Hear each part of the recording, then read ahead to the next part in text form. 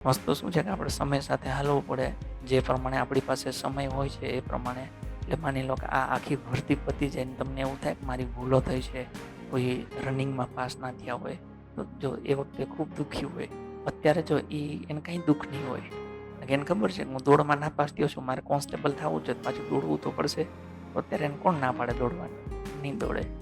એવું નથી કે કામ કરે છે એટલે દોડી નથી શકતો, હાવ નવરી બજાર જ છે, નહીં દોડે.